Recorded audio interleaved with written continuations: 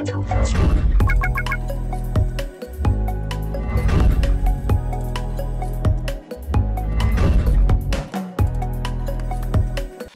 मी Sandeep Kale success password या माझ्या खास कार्यक्रमात आपल्या सगळ्यांचं स्वागत करतो। आज मी औरंगाबादमध्ये आणि औरंगाबादच्या MGM मध्ये एपीजे अब्दुल कलाम खगोल अंतराळ विज्ञान केंद्र व क्लब या ठिकाणी आहे। महाराष्ट्रात नव्हे तर देशातल्या हवामानाचा अंदाज आणि वैज्ञानिक दृष्टिकोनातून उभं केलेला हा प्रयोग महाराष्ट्रात सध्या चर्चेचा विषय आहे।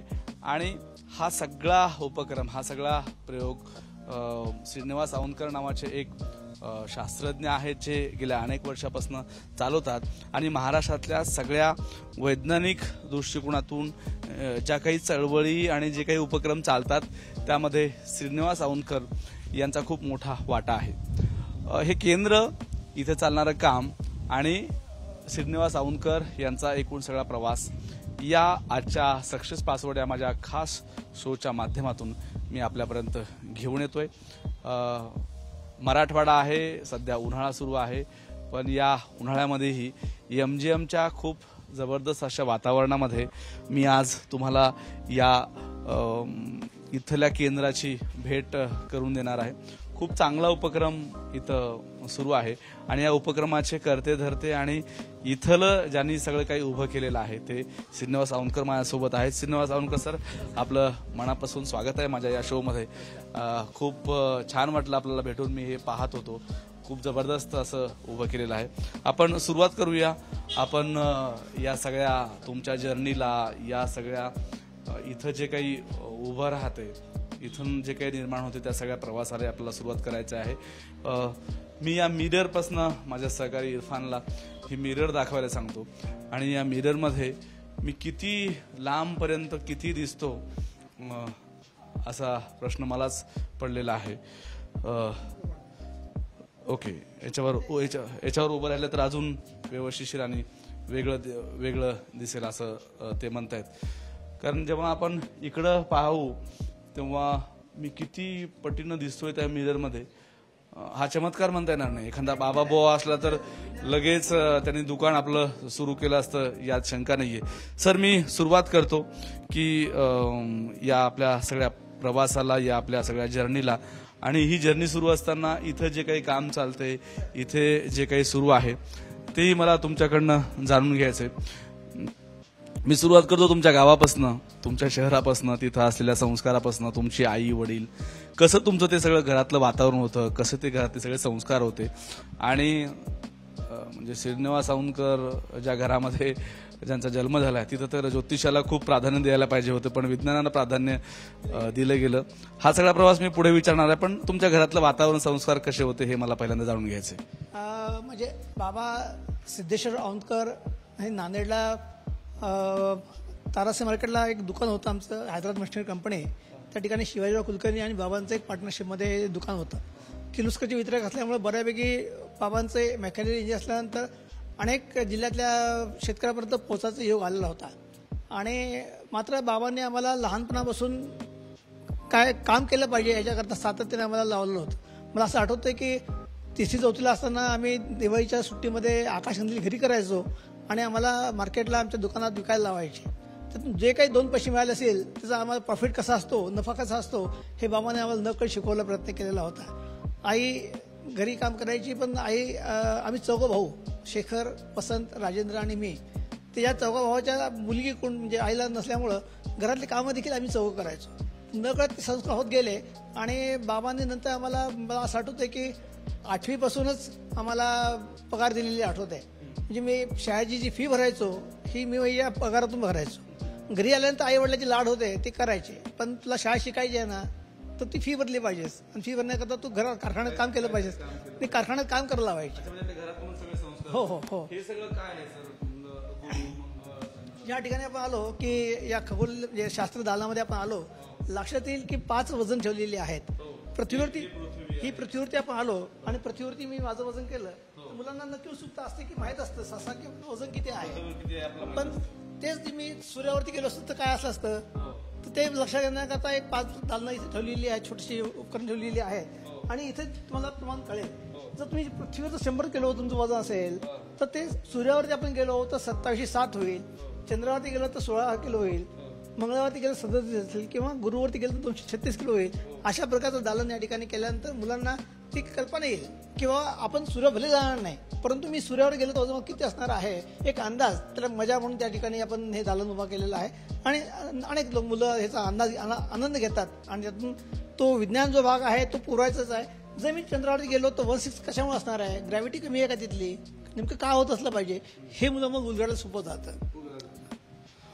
तुमचं मंगळ चांगलं नाही, तुमच्या जीवनामध्ये शनी आहे, अशाला तुम्ही काय सांगणार? नाही, बिलकुल नाही. बघा, लक्षात घ्या की हा जो आता लक्षात येईल की आपण पृथ्वीवरती इथं आहोत आणि प्रचंड आकाराने मोठा आहे. म्हणजे जसं आपण गुरु, शनी, युरेनस, नेपच्यून या ग्रहांकडे जाऊ ते गॅसेस किंवा वायुरूप आहेत. आपली या शनी ग्रहाची घनता इतकीच कमी आहे, ह्याला जर एखादा मोठ्या तलावावर ठेवलं असतं तर तो तरंगला असता. म्हणजे त्याची घनता इतकं प्रचंड कमी आहे, म्हणजे फ्लोटिंग होतो, तो असा फ्लोट होतो त्या ठिकाणी. असा जो 150 कोटी वगैरे ग्रह मानवाच्या जीवनावरती परिणाम करत असेल तसं थोतांड आहे. आणि या गोष्टी करता आपण सातत्याने असलं पाहिजे की ग्रह मालिकेतले कुठलाही ग्रह आपल्यावरती परिणाम करत नाही, हे तेवढंच खरं आहे. नाही, ते बुवाबाजीचं दुकान चालण्याकरता त्यांनी केलेला उद्योग आहे, यात काहीही तथ्य नाही.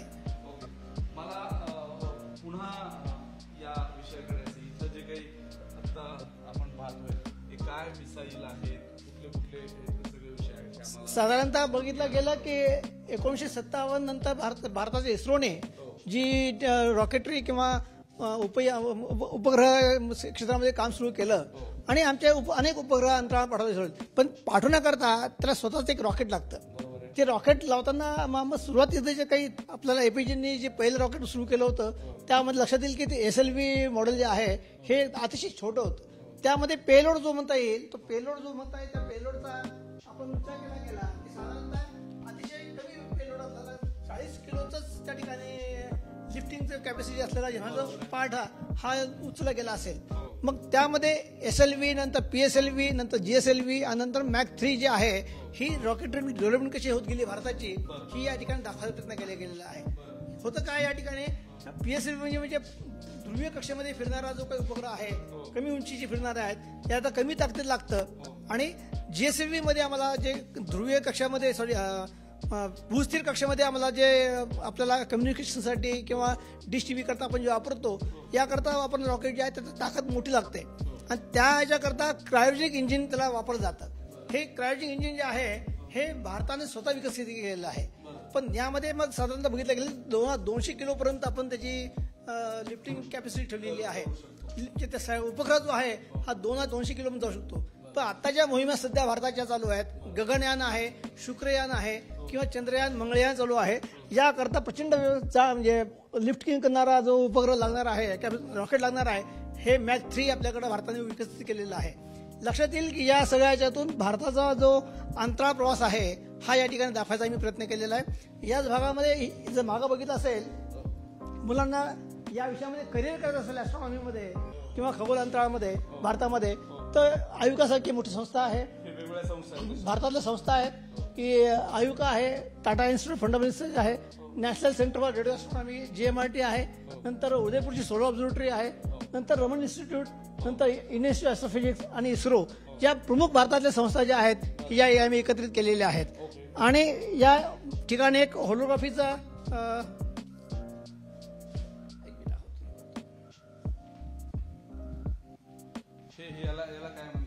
होलोग्राफी असं म्हणलेलं आहे.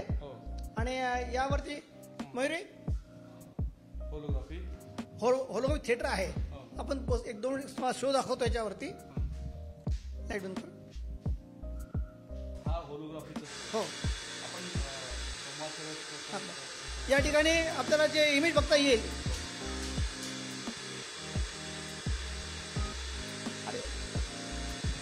हां ते लावलं ना.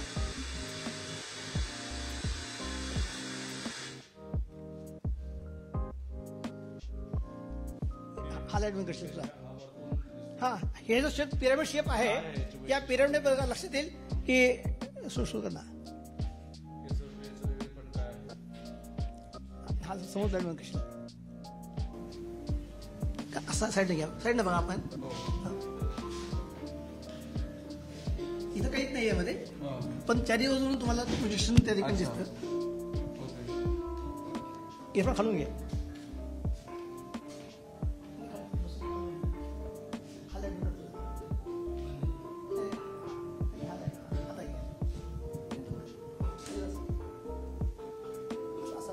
अच्छा, म्हणजे याचा आजूबाजूला कुठलाही इफेक्ट याचं काही नाही होत नाही. आणि बघितलं गेलं या तंत्रज्ञानाचा आता प्रचंड मार्केटिंगमध्ये देखील वापर केला जातात आणि काय म्हणतात की अनेक सभांसाठी देखील हा उपयोग केला जातो. हो हो हो.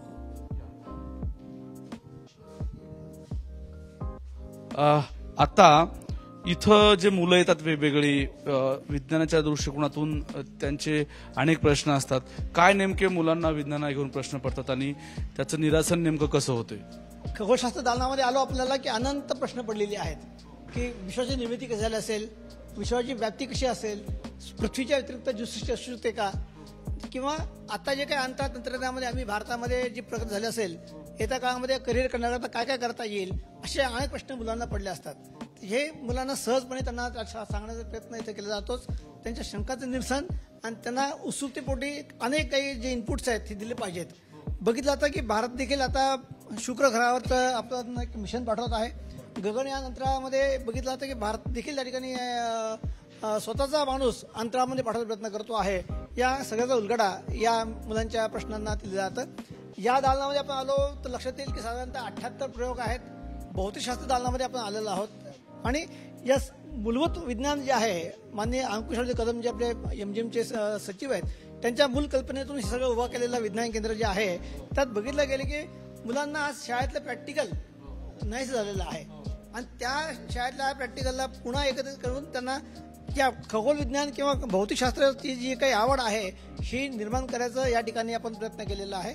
जवळजवळ आपलं 6वी 7वी 8वीचा सिलेबस आहे, त्यातले जे काही भौतिकशास्त्र आहे ही या ठिकाणी मांडण्याचा प्रयत्न केलेला आहे. आपल्यातून प्रयोग आहेत म्हणजे सोपे आहेत आणि त्यातून मला याला घेऊन असं होतो की शेतकऱ्यांची मुलं किंवा ग्रामीण भागातून आलेली मुलं जे प्रत्यक्षामध्ये या सगळ्या गोष्टीचा प्रयोग आपल्या आयुष्यामध्ये करत असतात, हो, त्यांनाच विज्ञानाची गोड लागत नाही अशी अवस्था आहे. हो, आर्थिक कारण आणि बाकी आजूबाजूची परिस्थिती त्याला कारणीभूत असू शकते, पण विज्ञानाची गोडी लागावी विशेषतः या ग्रामीण भागातल्या गरिबांच्या शेतकऱ्यांच्या मुलांना.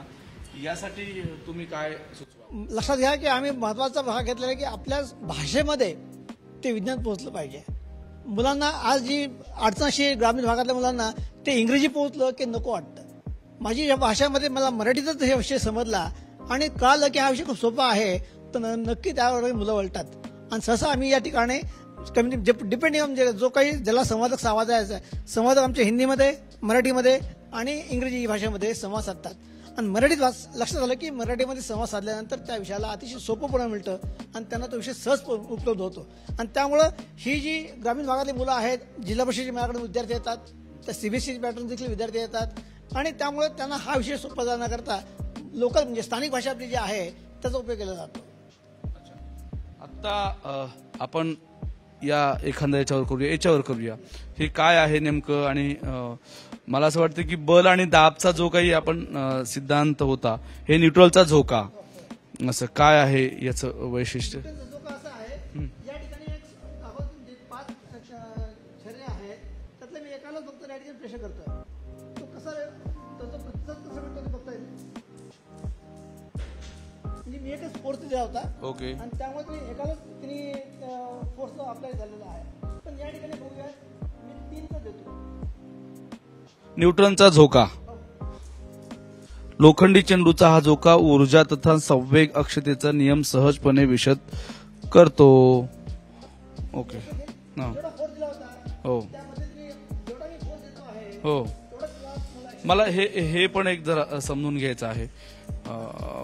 हा, या ठिकाणी लक्षात येईल हो, आपण ज्या गाडीत बसतो हा न्यूटनचा पहिला नियम. पहिला नियम, हो. पहिला नियम. आणि यामध्ये लक्षात येईल की आपण गाडी ड्रायव्हर आहोत, ही आपली गाडी आहे हो. आणि आपण गाडीला वेग देणार आहोत. हो जो गाडीला वेग असेल तो आपल्याला प्राप्त होतो हो आणि आपण फिरवलेला आहे. हो, बरोबर आहे. बॉल देखील त्याच वेगाने घेतो आहे, तो गाडीला पेटवला.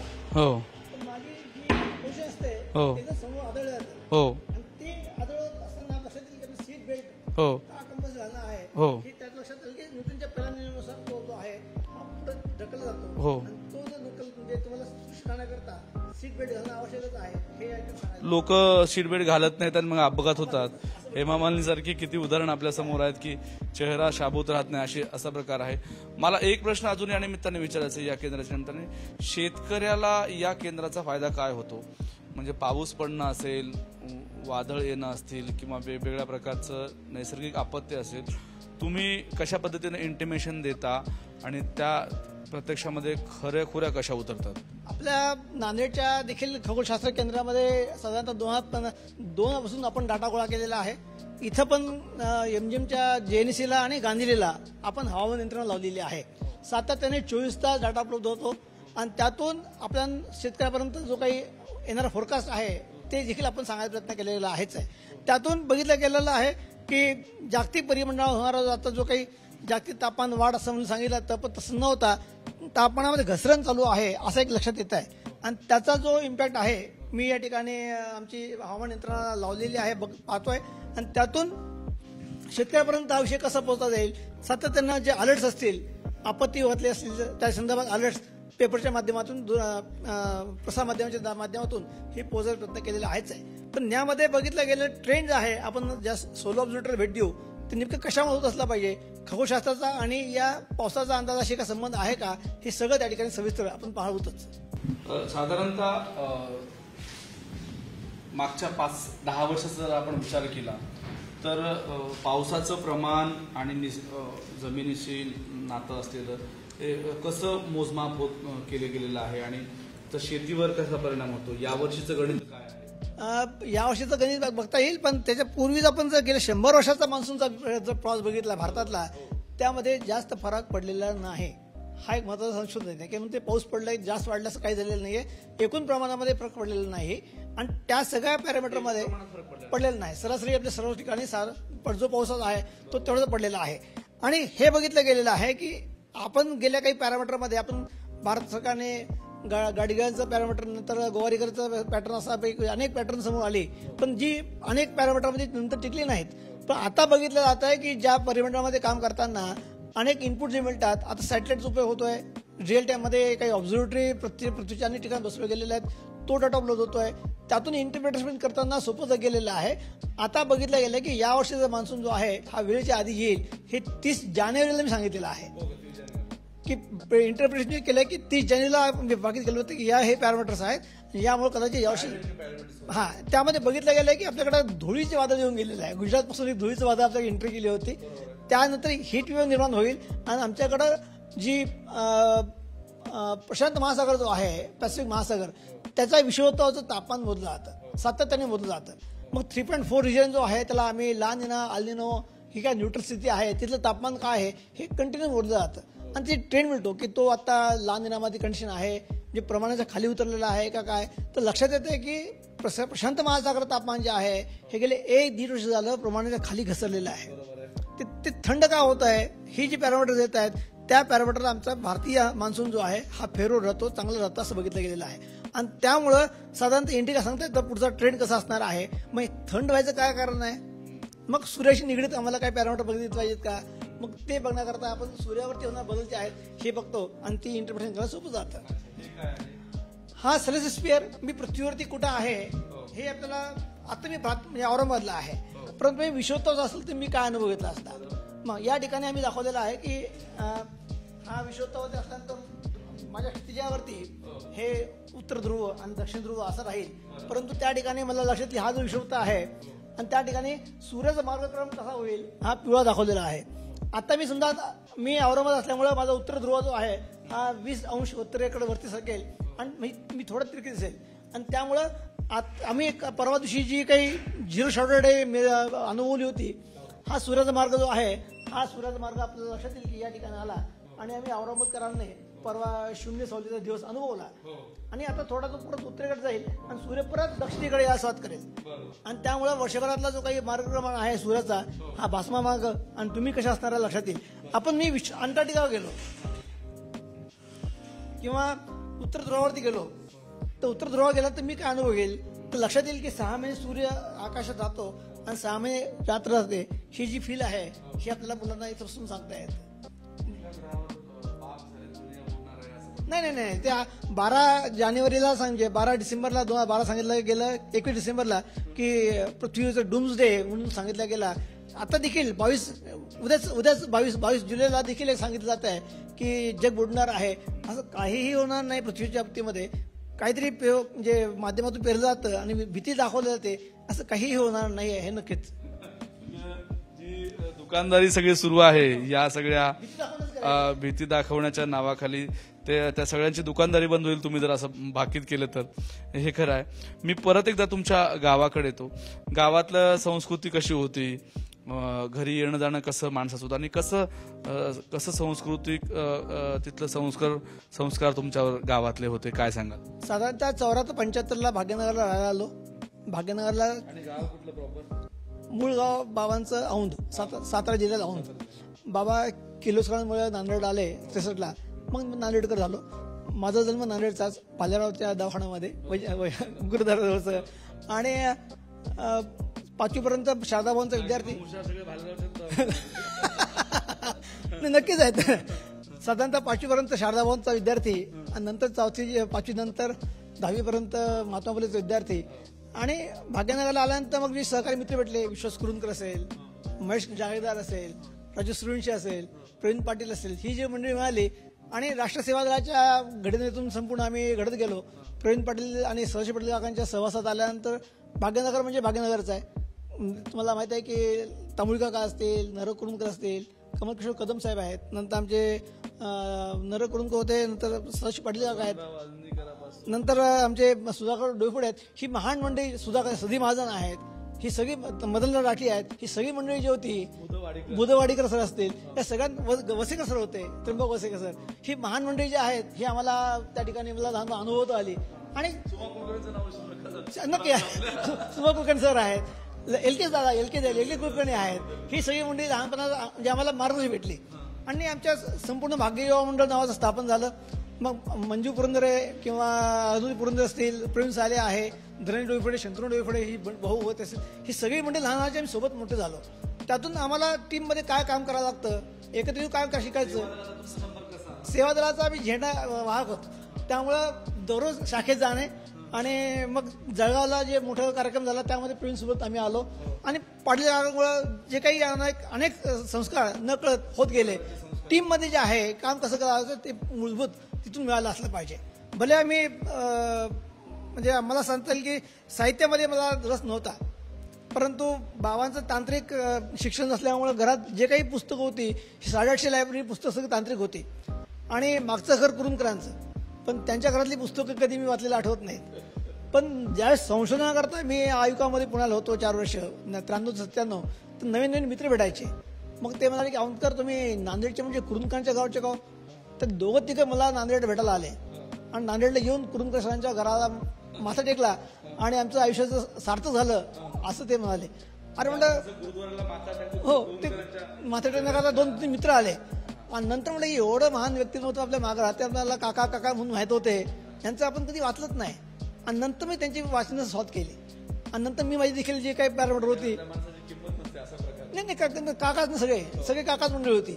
जे कुरुंदकर काका असतील, महाजन काका असतील किंवा काकाच म्हणलं, सगळे घरचे असलं काका काका म्हणल्यामुळे आम्हाला त्यांचं काय महान नव्हतं हे आम्हाला अंदाज यायला खूपच आम्ही खुशीच ठरलो त्यावेळेस. नंतर मात्र मग जे काही मी साधारणतः सांगता येईल की 97 पर्यंत 16मध्ये घरी पूजा केली असेल. आणि 97 नंतर म्हटलं देवा तू तुझं इकडं आणि मी माझं इकडं, माझं मी सूत्र केलेलं आहे. नाही बाकी भावांना वाटून दिलं ना. तुम्ही म्हणा की तुम्ही बघा, मी घरातल्या कुठल्या देवपूजेमध्ये आता अडकत नाही. नक्की असं म्हणता येईल, इकडे सांगता येईल. असंच भटकन तिथून मग अनेक आपल्याला काही गोष्टी, म्हणजे मला एमजीएमला मी 99 जॉईन झालो आणि नांदेडच्या वेधशाळेला त्या ठिकाणी. आणि मग भटकन तिथून लाटकर मॅडमने आम्हाला ट्रेकिंगसाठी भटकायला पाठवून द्यायच्या. मग टेकलॅब नावाचा क्लब होता, मी कोऑर्डिनेटर राहिलो 17 वर्ष त्याचा. महाराष्ट्रातले जो 103 किल्ले भटकून झाले, 7 वेळा हिमालय भटकायला मिळाला. त्यातून मग अनेक ठिकाणी संस्कृती बघायला भेटली त्या ह्याच्यामध्ये. मग राणीवन असेल, तिथलं जीवनगाव काय असेल, त्या ठिकाणच्या भौगोलिक प्रदेश कसं असेल त्या गोष्टीची माहिती या निमित्ताने घेता आली. या ठिकाणी सॅम्पल बघता आले, बघा लक्षात येईल की अनेक गोष्टी त्या निमित्ताने गोळा करता आल्या. हा वूड फॉसिल आहे. वूड फॉसिल म्हणजे दगडाचा त्या ठिकाणी लक्षात येईल दगड दिसतोय, पण लाकडाचा दगड झालेला आहे. लाकडा दगड झाला जवळजवळ 2 कोटी वर्षाचा असला पाहिजे. 2 कोटी वर्ष असलं पाहिजे. नाही नाही, याला म्हणजे कार्बन डेटिंग काढता येतं. हो हो हो हो. हा. आणि या ठिकाणी नांदेडचं म्हणता येईल की शंखतीर्थ जो आहे, नांदेडचं फारच कौतुक. नाही नाही, नांदेड म्हणजे शंखतीर्थ सापडलेला हा शंख आहे. पण हा दगड दिसतोय. दगड झालेला आहे. फॉसिल शंखाचा दगड झालेला आहे. आणि दुसरी खासियत अशी नांदेडची खासियत, जो बुधवारचा बाजार आहे तरोडा जवळच्या, त्या तरोड्या दगडात हा दगड आलेला आहे, पण आलू म्हणून माझ्या घरात आलेला आहे. हा आलू दिसतोय. आलूच म्हणून घरात आला, पण दगड निघाला. ते त्या म्हणजे ज्या बागवानांनी दिला तो दगड म्हणून दिला नव्हता, आलू म्हणून दिला होता. आणि ज्या घरात आला बघितलं तर दगड होता, पण दिसणारा आलू असल्यामुळंच त्याचं जे काही टेक्स्चर आहे परफेक्ट आलूसारखं वाटतंय, म्हणून मी त्याला माझ्याकडे जाऊन ठेवला. या ठिकाणी ओरिजिनल मोती देखील आहेत. कसे ओळखायचे ओरिजिनल मोती? त्या ठिकाणी आपल्याला ही म्हणजे समुद्रातून गोळा केलेले आहेत. हे काय शिवाजी महाराज हे वेगवेगळ्या प्रकारचे जमा केलेले सगळे भारताच्या बऱ्यापैकी ज्या ज्या निमित्ताने म्हणजे भटकंती करता आली त्या ठिकाणचे वाळू गोळा केलेले आहेत. मग लक्षात येईल की हे बिदनापूर वेस्ट बेंगलची आपल्या समुद्राचा जो बे बेंगलमधली जे काही वाळू आहे ही लक्षात येईल. या ठिकाणी केरळमध्ये एक वाळू दाखवता येईल. हे काय आहे? हा दगड असा आहे की 2009ला नांदेडला जे आपला एमजीएमचं खगोलशास्त्र केंद्र आहे त्या केंद्राला संपूर्ण जगात नंबर 2चं पारितोषिक मिळालं. बरोबर. तर त्या मध्ये ज्यावेळेस पारितोषिक वितरण होता कार्यक्रम होता तो होता केपटाऊनला. आणि तो केपटाऊनला कार्यक्रम असल्यानंतर माननीय कमल कृष्ण दुसरा म्हणले की अवॉर्ड जरी एमजीएमला भेटला असेल तर तू काम केलेलं आहेस, तू स्वीकारण्याकरता साऊथ आफ्रिकेत तू जाऊन येशील. मग त्या ठिकाणी जायचा योग मिळाला. आणि त्या ठिकाणी 2 घटना इथं आहे दाखवता येईल मला या ह्याच्यामध्ये की हा दगड जो आहे साऊथ आफ्रिकेतला सर्वात मोठी दुर्बीण जी आहे त्या दुर्बिणीच्या पायथ्याशी 4 दिवस मुक्काम करता आला, त्याचं संशोधन करता दुर्बिणीतून करता आलं. आणि नेल्सन मंडेला ज्या ठिकाणी त्यांना जवळजवळ 27 वर्ष जेलमध्ये ठेवलं होतं रॉबिन आयलंडवरती, त्या ठिकाणचा सॅम्पल आहे. त्या रॉबिन आयलंडवरचं म्हणजे सॅम्पल आला, मी बघितलं की तो सगळा प्रसंग जो आहे हा मला आठवतो. आणि ते 4 रात्री काय बघितलं दक्षिण भारतात दक्षिण गोलार्धाचं जे आकाश ज्या बघता आलं हे घटना पाहता ते सॅम्पल ठेवलेलं आहे. बाबाबुवाच्या आश्रमामध्ये वेगवेगळ्या महाराजांचे चिली मोडतानाचे फोटो आहेत.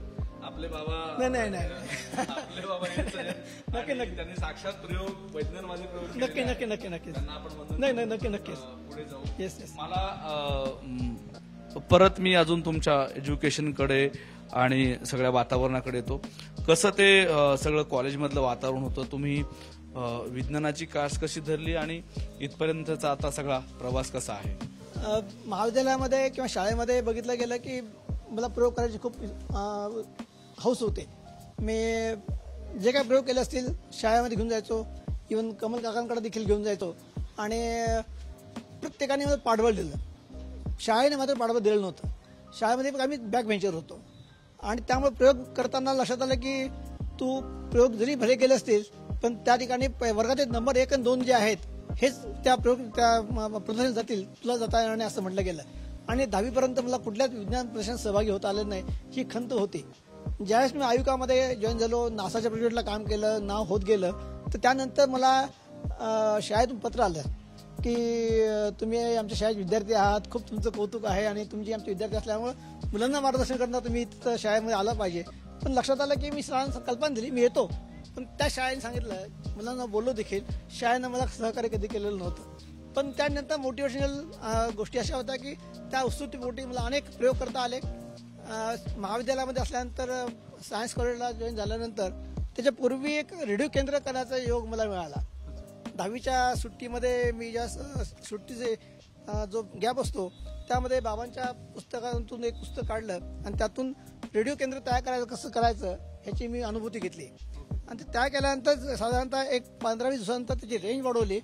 आणि ती रेंज वाढवल्यानंतर आम्ही भाग्यनगरचे जे काही काकू मंडळींची आवडती गाणी असतील ही त्या ठिकाणी आम्ही वाजवायचो. मग भाग्यनगरच्या वर्षापर्यंत रेंज वाढवली आणि 2-3 दिवसानंतर एक दिवस पोलिसांची एक व्हॅन घरी आली आणि त्याने आम्हाला सांगितलं की तुम्ही जे काही प्रयोग केलेले आहेत हे योग्य नाहीत आणि FIR करण्याकरता तुमच्या कंट्रोल रूमला आम्हाला घेऊन गेले. तिथे SS कुलकर्णी नावाची व्यक्ती होती.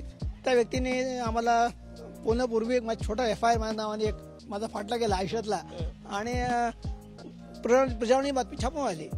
मग झालं काय की यानंतरच्या फेजमध्ये मला 10वीला ज्या प्रमाणावर मार्क असतात ते पडले नव्हते, पण 11वीला इलेक्ट्रॉनिक्सला मला ॲडमिशन पाहिजे हे मला खूप जाणवत. मी माझं काकांना श्री माझं काकांकडे सचिव होते नांदेड एज्युकेशन सोसायटीचे. काकांना म्हणले पत्र द्या, सेक्रेटरी करता कोटा आहे तर तुम्ही मला दिलं तर मला नक्कीच त्या ठिकाणी नंबर लागेल. काकांनी पत्र दिलं, पण मला जसे मार्क पडले होते आणि गोविंदभाई श्राफ औरंगाबादला जे होते ते नांदेडच्या संस्थेचे अध्यक्ष होते. त्या ठिकाणी काकांनी सांगितल्यानंतर त्यांनी देखील एका विद्यार्थ्याला मार्क म्हणजे पत्र दिलेलं आहे. योगायोगाने दोघांचे ज्या पद्धतीने मार्क पडलेले आहेत माझा आणि त्या विद्यार्थ्याचे दोघांचे सारखेच होते. आता प्रश्न पडला की मला द्यायचं का त्या विद्यार्थ्याला द्यायचं. मग ती मिटिंग ठरल्यानंतर तिने सांगितल्यानंतर मला विचारल्यानंतर मग ते आमची मिटिंग त्या विद्यार्थ्याला बसवलं गेलं मला आणि त्याला. मला 2 नावं घ्यावं असं वाटतात, डॉक्टर राममोहनराव आणि विठ्ठलाचारी हे दोघं नावं जे आहेत ते दोघांना सांगितलं गेलं की तुम्ही या दोघांचा इंटरव्ह्यू घ्या आणि 2 विद्यार्थी असतील तुम्ही सांगा. मग मला सांगितलं गेलं तर मी ज्या सांगितलं असताना विठ्ठलाचारी सरांनी मला प्रश्न विचारला की नाम क्या बताया तेरा. नाव सांगितलं तर मी सांगितलं श्रीनिवास औंधकर. मग राममोहन सर म्हणले अरे 2 दिन पहले पेपर में जो FIR आया था तेरा था क्या, जो काम किया था रेडिओ के लिए, हाँ जी मैं था म्हणलं. तात्काळ सरांनी सांगितलं की औंधकर कामाचं आहे हे पोरं काही कामाचं नाही. आणि त्या अशी प्रसंग घडले. आणि तुम्हाला आई भेटायच्या आत्ता म्हणजे हे सगळं तुमचं यशस्वी बघून तर आई नेमकं नाही आईला हे सगळं नाही पाहता आलं. आई 94ला गेल्या आणि बाबा 97ला. सगळी जी प्रगती खगोलशास्त्रातली असेल हे बघायला बाबानं आई काय तर सुरुवात नक्की म्हणजे आई मोटिव्ह करायचीच. म्हणजे ज्या सगळ्या गोष्टी करता प्रत्येक वेळेस आईचा जो हट्ट असायचा की तुला जे काय करायला. इव्हन MSCला देखील मला बाबांनी सांगितलं की आपलं कारखान्यातला कामगार आपलं सुटतोय तर बाबा आईला म्हणणं ह्याला शिकू द्या म्हणलं. आणि बाबा देखील मोठी केलेलं होतं, पण तरी देखील बाबांचं मत होतं किंवा कारखान्यात काम करायला माणूस भेटलं तर काय हरकत आहे, मग शिकलेला माणूस असलं तर काय हरकत आहे. म्हणजे आम्हाला अनेक गोष्टी बाबांकडून कळाल्या. लिफ्ट स्कीममुळे मला म्हणजे नांदेड जिल्ह्यात जवळजवळ 350 ठिकाणी जाऊन भटकून त्या ठिकाणी जी ग्रामीण शेतकऱ्यांना जे लिफ्ट स्कीम आहे ही त्यांनी दाखवता आलेली आहे, करता आलेली आहे. आणि अनेक गोष्टी बाबांच्या आणि आईच्या मार्गदर्शनात जी असेल ते करता आलेली होती. तुम्हाला असं काही आठवतंय की तुम्ही काहीतरी भाकीत केलंय त्याच्यामुळे सुरुवातीच्या काळात शेतकऱ्याला फायदा झालेला आहे किंवा वेगवेगळ्या विषयात प्रयोग करणाऱ्या अनेकांना फायदा झालेला आहे? नक्की नाही आताच म्हणतोय हे. आता आपण क्लायमेटचा विचार करत आहोत. हा लॉंग टर्म आणि शॉर्ट टर्म 2 प्रकार असतात. आपला अंदाज वक्त करता येतो. पुढचा आता जो 70 वर्षाचा क्लायमेट जो आहे हे इंटरप्रिट करता येतं. म्हणजे इथून ट्रेंड जर आपल्या लक्षात आला की आपला ट्रेंड असं कमी असेल तर प्रिपेअर्डनेस जो भाग आहे आपत्ती युगातली असेल तर आपत्तीच्या पूर्वी आपण तयार आहोत का हे शेतकऱ्यापर्यंत गेला असेल नक्कीच त्याचा फायदा होतो. आणि ती प्रिपेअर्डनेसचा भाग न करता आपण तशी यंत्रणा विकसित करतोय. आणि माननीय राज्य सरकारने देखील आता केंद्र सरकारने देखील आता जी औरंगाबाद विभागाकरता डॉपलर रडारची मंजुरी केली त्याच्याकरता अनेक वर्षी मी मागं लागलो होतो. आणि त्यातून आता आपल्याला सी बँडचा जो रडार जो आहे हा आता प्राप्त होणार आहे. त्यामुळं आपल्याकडे जी आपत्ती होते ती आपल्याला आपत्तीच्या पूर्वी आपल्याला नक्कीच अंदाज होणारं नुकसान जो आहे हे नुकसान टाळणं शक्य आहे. अच्छा, आत्ताच्या काळामध्ये अनेक मुलं जेव्हा तुमच्याकडे येतात ज्यांना विज्ञानाची आवड आहे त्यांच्या दृष्टिकोनातून हे जग कसं आहे, त्यांना काय वाटतं, आपण ज्यात करिअर करतो ते योग्य आहे अयोग्य आहे, काय मुलांच्या आवडीनिवडी आहे सध्या, कारण जग खूप बदलत चाललेलं आहे. होय बघितलं गेलं पाहिजे की अद्याप एकूण ट्रेंड जो आलेला आहे त्या सगळ्या ट्रेंडमध्ये बघितलं गेलं की मुलांना ॲप बेस्ड आता ते जे आता सुरू केलं काम लक्षात येते. प्रॅक्टिकल फील्डवरचं काम जे आहे हे माहीत नाही आहे आणि त्यामुळं फील्डवरती आल्यानंतर त्यांना मिळणारा आनंद जो आहे तो खूप असणार आहे. नुकतंच आम्ही राज्यस्तरावरचं राज्य खगोल अभ्यासक अधिवेशन औरंगाबादला 5-6-7 घेतलं, 6-7-8 तारखेला. त्यातून लक्षात आलं की या गोष्टीला खूप मोठ्या प्रमाणात गेलं पाहिजे. तर त्यामध्ये राज्य पातळीवरचं आता नियोजन चालू आहे की या संपूर्ण गोष्टींना बढावा देण्याकरता काय करता येईल आणि त्यातून लक्षात येत आहे की मुलांना प्रॅक्टिकल फील्डवरती महत्त्वाचं आहे आणि त्यातून करिअरला किती मोठा वाव आहे हे देखील कळेल. आमची आता 17-18 जे काही व्याख्यान होती संपूर्ण त्या दृष्टीने नियोजन केली होती की प्रत्येकाला त्या करिअरला कसं काम करता येईल. 17 वेगवेगळ्या क्षेत्रात होती. काही जणांनी अमेरिकेतून आम्हाला सहभाग नोंदवला आणि त्यांनी ते लेक्चर सादर केलं. तर पुढची 5-50 वर्ष जी असणार आहेत ही खगोलशास्त्राकरता खूप मोठी आहेत आणि ती मोठी ह्याच्याकरता आहेत की प्रचंड डाटा आता येतोय. सध्या जगामध्ये 2 क्षेत्रातून डाटा खूप येतोय. तो एक मेडिकल सायन्स आणि दुसरं खगोलशास्त्र. एपीजे अब्दुल कलाम बरेच भाग्य केली होती. हो हो. ती कशी प्रत्यक्ष नाही येतच आहेत की याचा विज्ञान आणि तंत्रज्ञान जो विषय म्हणतो आम्ही त्या प्रॅक्टिकल फील करणं जे आहे ह्या खूप महत्वाच्या गोष्टी होत्या आणि त्याकरता एपीजेने जे स्वप्न जे बघितलं होतं त्याला आपण पूर्तता करण्याकरता अद्यापही पूर्णपणे त्या ठिकाणी काय म्हणता येईल की उतरत नाही आहेत. अनेक गोष्टीमध्ये आपल्याला अजून अद्याप सुरुवात करायची काय असं ते दिसून येत आहे. आपण आता कुठं आलो होतो आणि हे काय याचं वैशिष्ट्य? तारांगण आहे. विज्ञान केंद्रातलं तारांगण आहे. साधारणतः 40 लोक या ठिकाणी बसतील असं व्यवस्था आहे आणि आपण सुरू करू शकतो. आणि या ठिकाणी बघितलं गेलं की बसा आपण बसून 2 मिनिटं शूट करूया. एक 2 सेकंद बघू. वैशिष्ट्य असं आहे की तुम्हाला फील्ड आहे वरती स्क्रीन जी आहे वरती दिसेल आणि त्यामुळे तुम्हाला ऍक्च्युअल जे अंतराळ आहे हा त्या ठिकाणी प्रत्यक्ष बघायला अनुभव हे मिळून जाईल.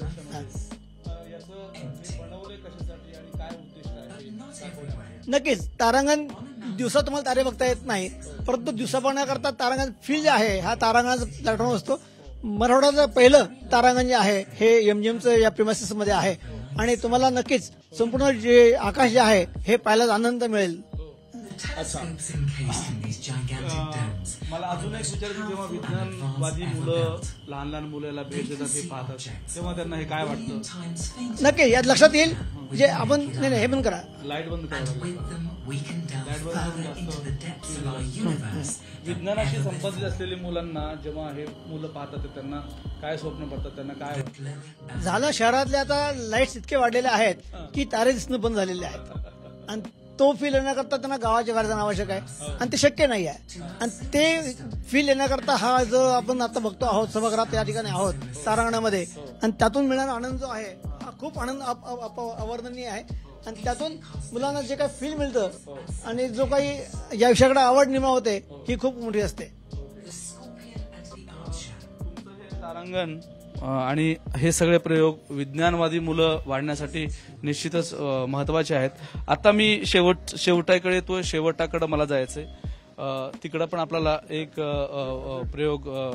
तिकडला एक प्रयोग आपल्याला पाहायचा आहे. तुम्ही जेव्हा तुमच्या या सगळ्या प्रवासाकडे पाहता मागे करून पाहताना तुम्हाला जे काही सक्सेस मिळालेलं आहे तुम्हाला काय वाटतं? तुम्ही कुठले पासवर्ड यूज केले म्हणजे तुम्ही विज्ञानवादी बनलात, तुम्ही सेवादलाचे सैनिक बनलात, तुम्ही वेगवेगळ्या पद्धतीनं हे सगळे प्रयोग करू शकलात, काय त्यामागे प्रेरणा होती?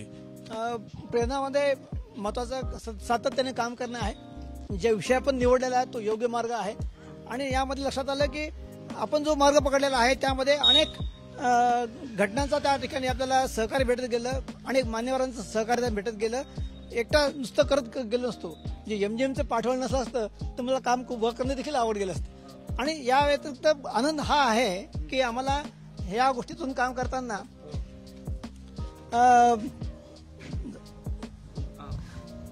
हे जाणवलं की मुलांना हा विषय शिकवताना मिळणारा आनंद खूप मोठा आहे आणि तो जो आनंद आहे हे हा आणि जो विषय आपण डोक्यात घेतोय की जो संशोधनाचा मार्ग पकडलेला आहे हा मार्ग सर्वसामान्य पोहोचला.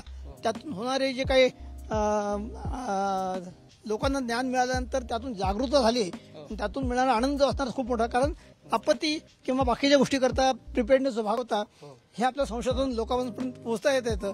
बाबांचा एक अर्थ होता म्हणजे मला असं आता ते म्हणायचे तू खगोशाचा अभ्यास करतोय शेतकऱ्यांना काय फायदा होईल आणि तो जो मूलमंत्र होता तो लक्षात ठेवला आणि त्यातून वेगवेगळ्या दुर्बिणीच्या माध्यमातून संशोधन तर करत राहिलो आणि परंतु विषय डोक्यात कायम ठेवला की मला शेतकऱ्यापर्यंत हा विषय कसं पोहोचता करता येईल. या ठिकाणी आमच्या या 2 दुर्बिणी आमच्याकडे सातत्यात लावलेल्या असतात. या दुर्बिणीच्या माध्यमातून सूर्याचं अध्ययन केलं जातं आणि सूर्याच्या अध्ययनातून सातत्याने जो डाटा गोळा होतो तो सर्वसामान्य पोहोचतोच. परंतु त्या व्यतिरिक्त जो काही घटनाक्रम मगाशी म्हणालो की तुम्हाला इथे एक इमेज दाखवतो.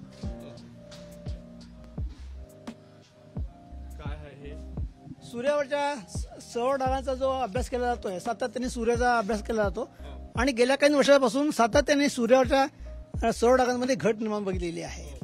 आणि ही घट जी आहे ही या ठिकाणी मॉनिटरिंग केली जाते. आणि त्या संदर्भातलं जे काही अध्ययन आहे तो ट्रेंड बघितला जातो गेल्या काही वर्षांपासूनचा. साधारणतः पुढची काही वर्षे जे आहेत सूर्य मंदावतोय असं लक्षात येतोय. आणि ते सूर्याचं मंदावणं जे आहे, आपण डॉक्टरकडे गेले, डॉक्टर नाडी बघतो की नाही, तसंच काय तर होत आहे. आणि ती नाडी तपासण्याचं काम आम्ही इथं बघतो. आणि देशातल्या काही मोजक्या ऑब्झर्वेटरीमध्ये ते न होते. आणि पुढचा काळ जो आहे हा सूर्य मंदावल्याने होणारा जो परिणाम असणार आहे क्लायमेटचा, तो बघितल्या लक्षात येते की सूर्यावरती छोट्या म्हणजे पृथ्वीवरती सध्या छोट्या हिमनगाची सुरुवात झालेली आहे असं म्हणता येतं. आणि तो जर ट्रेंड असेल, मला प्रिपेअर्ड सांगतोय, हा लक्षात येईल तुम्हाला पुढचे काही वर्ष म्हणजे 70-78 पर्यंत 75 पर्यंत काळ असणार आहे हा सूर्य मंदावलेला असणार आहे. आणि तो जो लक्षात येईल की माझ्याकडे उत्तर गोलार्धात किंवा दक्षिण गोलार्धात तापमान जे घसरेल आणि त्यामुळं आपल्याला सुपर पॉवर होता येईल. आपल्याकडचे जे काही रिजन आहे, आमच्याकडे क्लायमेट बदलेल, डिझास्टर खूप मोठ्या प्रमाणात वाढतील. आपल्या आपत्ती घातल्यामुळं आज जागतिक तापमान वाढ सांगतात, पण तसं काही होत नाहीये. सूर्याच्या मंदावण्यामुळं अनेक बदल होत आहेत आणि ती आतापर्यंतच्या मानवी जातीला कधीच माहीत नाहीये. अशा अनेक संकटांना आपल्याला फेस करावं लागणार आहे. मी आता समारोपाकडे येतोय. तुम्ही त्या विज्ञानवादी मुलांना काय सांगाल की हात कोणाला तरी दाखवण्यापेक्षा दुर्बिणमधनं सूर्य पाहणं आणि त्याची आपल्या आजूबाजूच्या सगळ्या प्रकारच्या उंची मोजणं किती गरजेचं आहे? नाही, आपल्याला प्रत्यक्ष फील्डवरती काम करताना तुम्ही प्रत्यक्ष अनुभूती जी आहे ही स्वतः घेतलीच पाहिजे. कोणा हात दाखवण्याच्या प्रत्यक्ष हाताला काम केलेलं काम जे असणार, कर्म असणार ना, त्यातून मिळणारी ताकद प्रचंड आहे. या ठिकाणी बघू शकता तुम्ही, आता औरंगाबादच आपण जंत्रमंत्र तयार केलेलं आहे. या ठिकाणी शॅडो दिसते आहे, साधारणतः 7:32 दाखवते आहे. आणि आता 7:32 मध्ये स्थानिक वेळेमध्ये मी आज आहे मेची 20 तारीख आहे, 21 तारीख आहे, तर त्या ठिकाणी लक्षात 32 मिनिटं ऍड करा, तुम्हाला लक्षात येईल की आता साधारणतः 8 वाजत आले असतील. किती बघा घड्याळ किती वाजलेत? 8 वाजलेले आहेत. हे जे दाखवलेले घड्याळ हे सौर घड्याळ आहे. सूर्यावरती शॅडो पडते आहे, ही या ठिकाणी शॅडो पडते आहे. आणि त्यानुसार तो काटा फिरतो आपला. आपला 7:30 वाजलेले आहेत. त्यामध्ये आता मे मध्ये किती आहे, मेच्या 32 मिनिटं ऍड करावं लागणार आहेत. ही ते ऍड करा तुमच्या घड्याळामध्ये. तुमची लोकल टाइम जी आता चालू आहे घड्याळातली ही दाखवेल. मला असं वाटतं की हे सगळे प्रयोग महाराष्ट्रातल्या विज्ञानवादाशी संबंधित असलेल्या त्या प्रत्येक युवकाने पाहिले पाहिजे. श्रीनिवास औंधकर सरांचा लहानपणापासूनचा सगळा प्रवास आपण जर पाहिला तर वैज्ञानिक दृष्टिकोन खूप महत्वाचा आहे. तुमच्यावर कुठल्या संघटनेचे विचाराचे तुमचा प्रभाव तुमच्यावर असतो तेही खूप महत्वाचं आहे. सेवा दलाचा सैनिक ते इथपर्यंत खगोलशास्त्रज्ञ आणि वेगवेगळ्या विषयामध्ये मिळालेलं त्यांनी प्रावीण्य खूप महत्वाचं आहे. नांदेड पासून ते औरंगाबाद पर्यंत आणि वेगवेगळ्या देशांमध्ये जाऊन केलेलं रिसर्च असा वेगळा प्रवास या निमित्ताने श्रीनिवास औंधकर सरांचा आज सक्सेस पासवर्ड या कार्यक्रमाच्या माध्यमातून आपण अनुभवला. सर, या कार्यक्रमासाठी आम्हाला वेळ आपण दिला त्याबद्दल आपले मनापासून आभार. मी आज या कार्यक्रमात इथं थांबतो. मला आशा आहे की या आजच्या MGMच्या केंद्रामध्ये, वैज्ञानिक केंद्रामध्ये तुम्ही जी काही सफर केली ती सफर 2 प्रकारची होती. एक म्हणजे श्रीनिवास औंधकर सर यांचा प्रवास आणि दुसरा या सगळ्या केंद्राचा प्रवास. आपण वैज्ञानिक जाणीवा ठेवणं, वैज्ञानिक दृष्टिकोन ठेवणं किती महत्वाचं आहे. म्हणजे गीता जरी अभ्यास कोणी करत असेल गीतेचा, तर त्या गीतेमध्ये वैज्ञानिक दृष्टिकोन काय सांगितलेलं आहे हे पाहणं महत्वाचं आहे. कुठल्या ग्रहावर पाप आहे, कुठल्या ग्रहावर पुण्य आहे हे पाहणं किती मूर्खपणाचं लक्षण आहे हे औंधकर सरांनी आपल्याला सांगितलेलं आहे. आज सक्सेस पासवर्ड या कार्यक्रमामध्ये मी इथं थांबतो. दुसऱ्या शनिवारी दुसऱ्या मान्यवरांसोबत मी याच ठिकाणी येणार आहे. माझा मित्र इरफान यांनी खूप छान पद्धतीने हे शूट आपल्यापर्यंत पोहोचवलं, त्याचेही आभार मानतो. औंधकर सरांचे आभार मानतो. आणि आज या सक्सेस पासवर्ड कार्यक्रमात मी इथंच थांबतोय. धन्यवाद.